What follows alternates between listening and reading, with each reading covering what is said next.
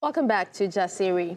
Mount Kilimanjaro rises nearly 5,900 meters above sea level, and that is a fact. It is one of Africa's most recognizable and demanding climbs. Now imagine climbing nearly 6,000 meters above sea level, not for a medal, not for a record, and not even for yourself, but for women you've never met and may never have the power to save on your own.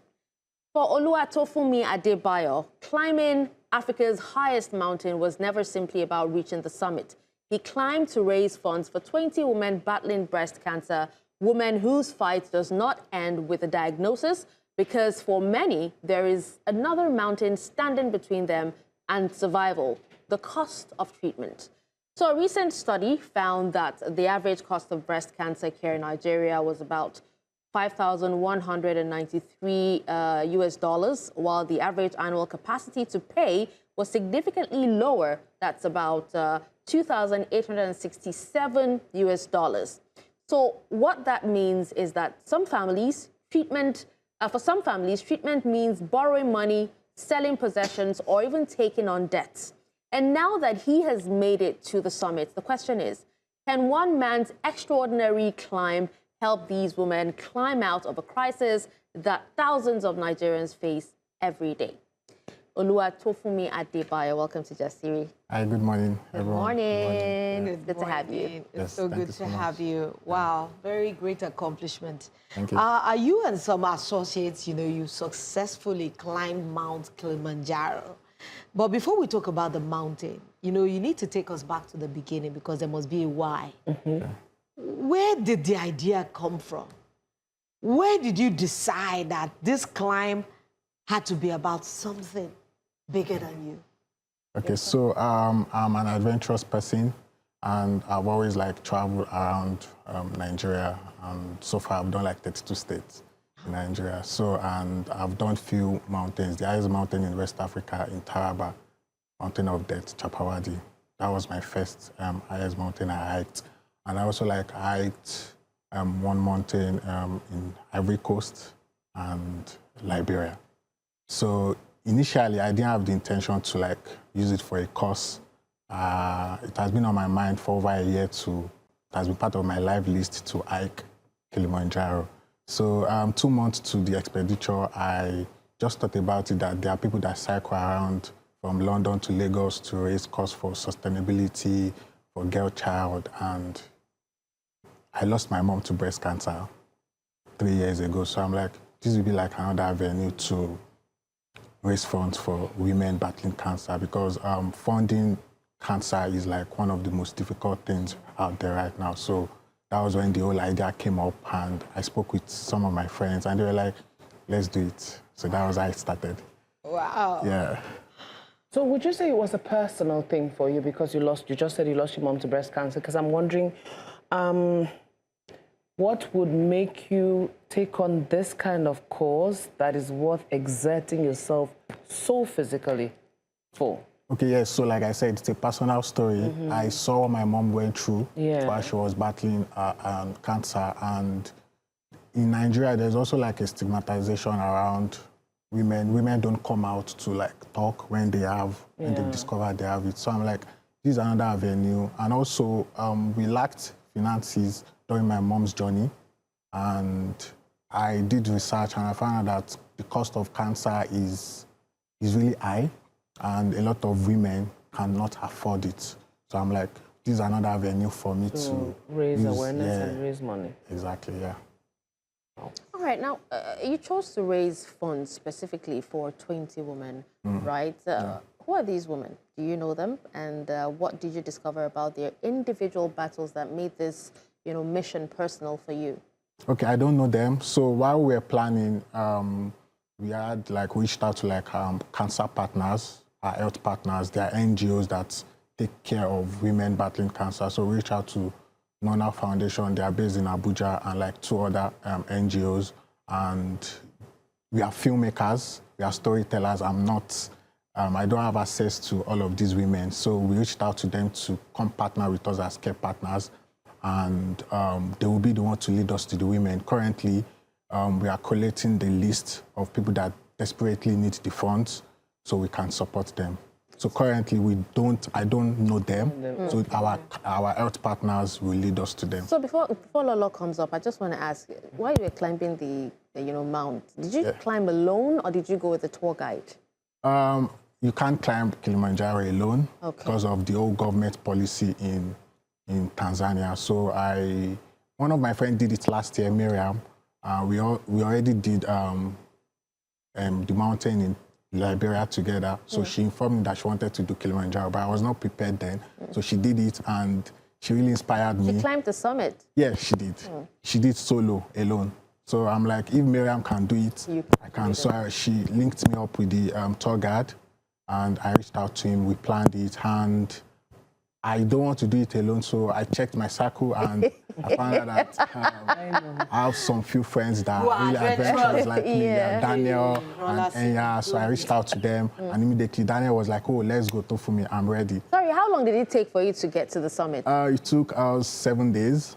Oh, wow, a whole week? A whole week, yeah. So we always like walk every day. We climb, we hike, we walk 10 hours, 15 hours. And then Let's talk about the climb itself. I know that, I watch a lot of adventure series and I have a budding adventurer in my home too. Yeah. So what would you say was the hardest moment on the mountain? And what would you say kept you moving when your body was telling you, I'm tired? Because I know hiking is not easy. The weather changes, the way it affects your body, food, water. There's so many things, even psychologically. You can begin to see things when no day there. Well, I don't start, but all those things together, what gave you that courage to keep putting one foot in front of the other? Okay, so I almost gave up. And 6 months into the expedition, I started like training. I ran every day.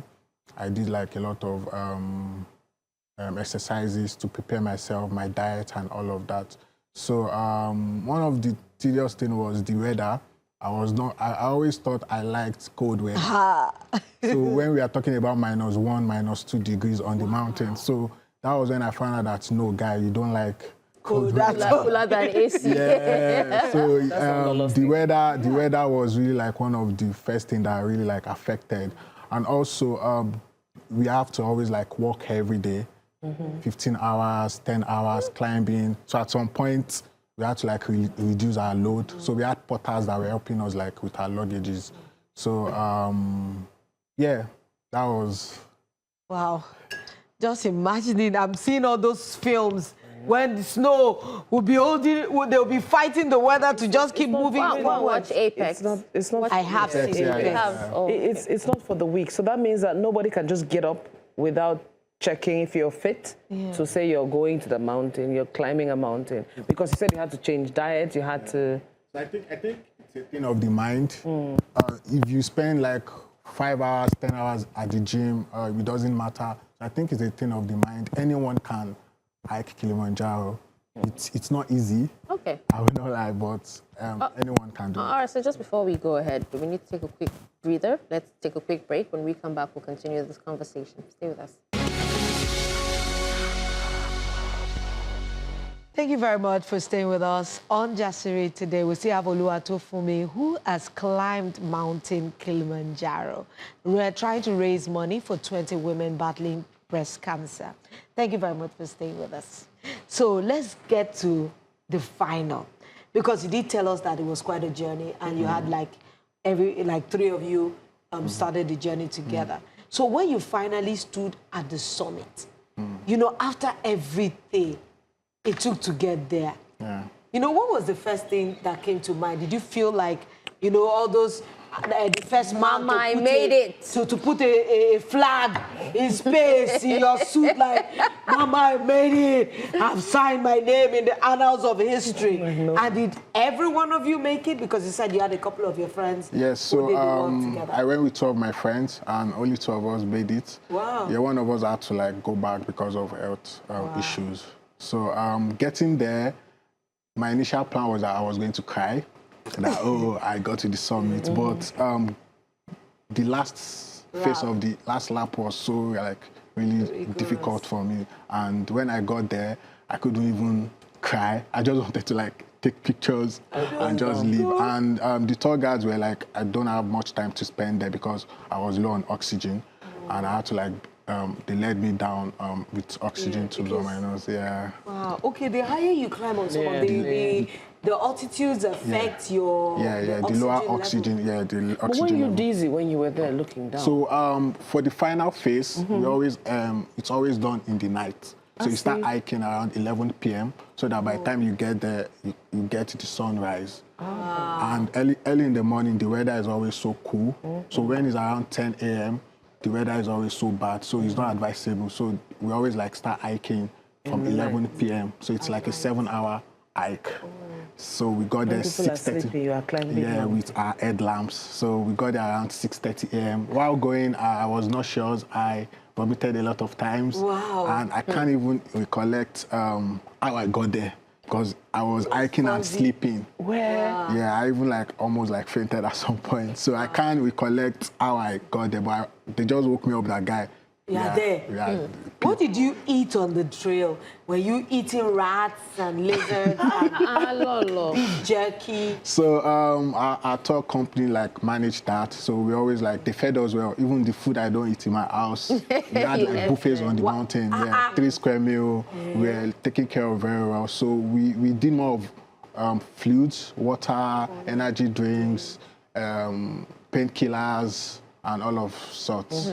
Yeah, sugar to also like keep us you going. All right, Oluwatofunmi, now what was the fundraising target, right? What does the campaign currently stand, or where does the campaign currently stand?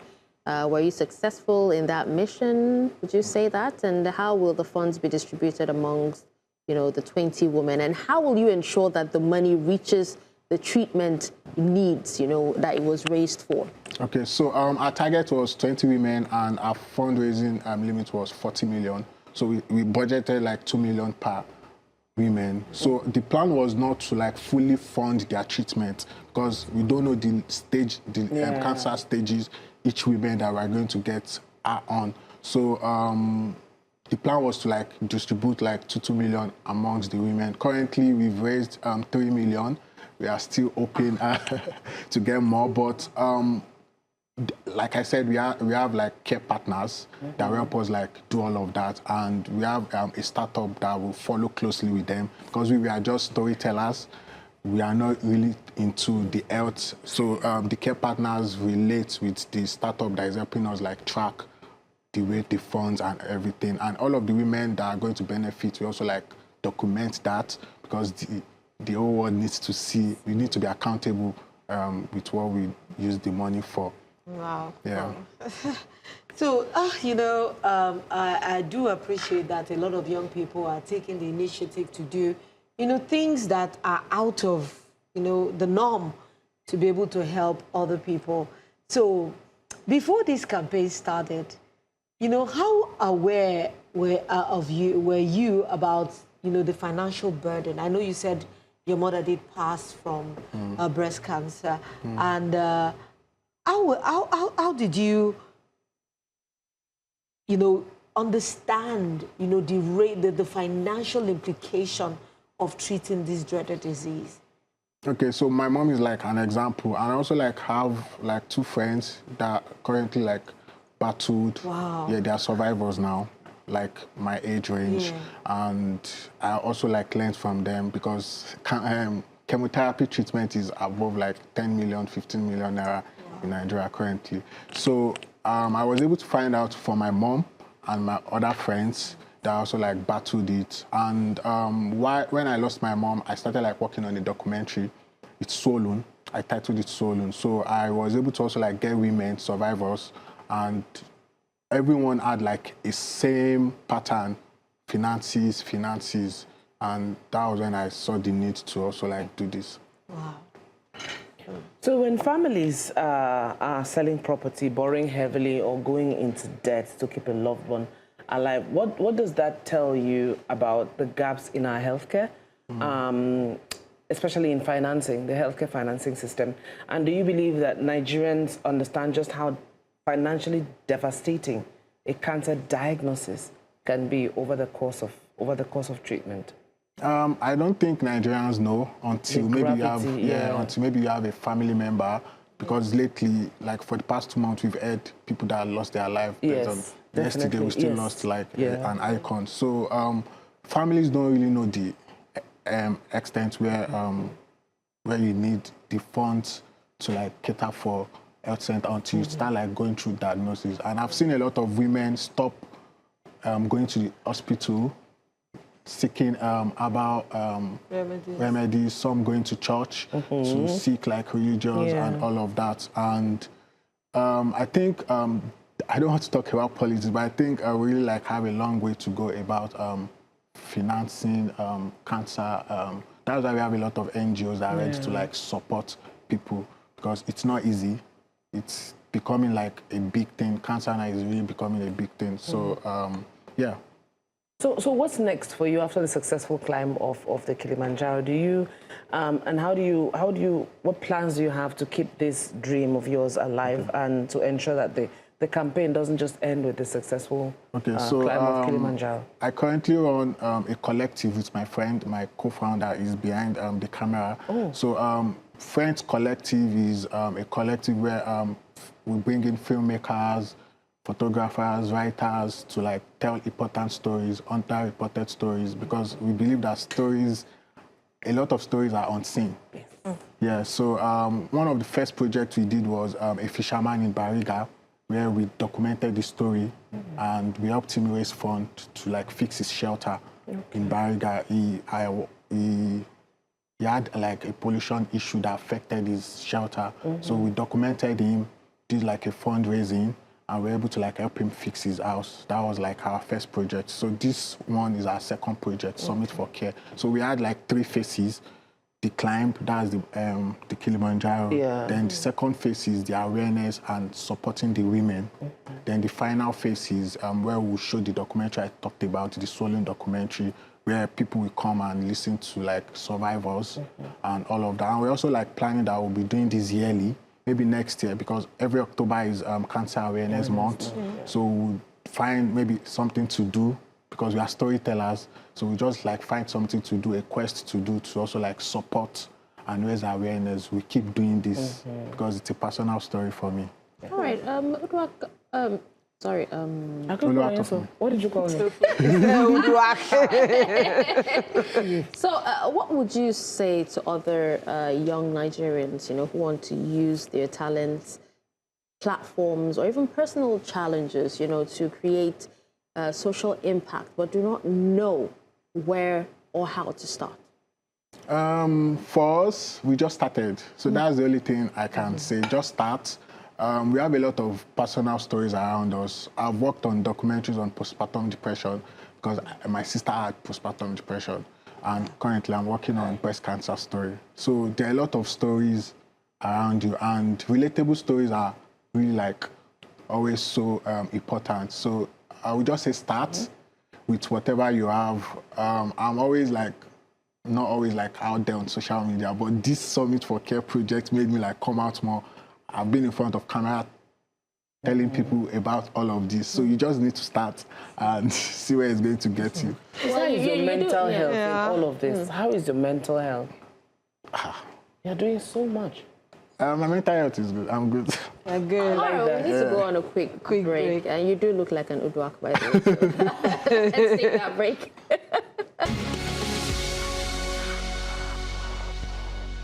Thank you very much for staying with us on Jasiri this beautiful Monday morning. And of course, we have Oluwatofunmi here with us, who has told us of, the great initiative he took upon himself to climb Mount Kilimanjaro to raise awareness for cancer, support and financially support 20 women who are battling breast cancer. Thank you very much, Tofunmi.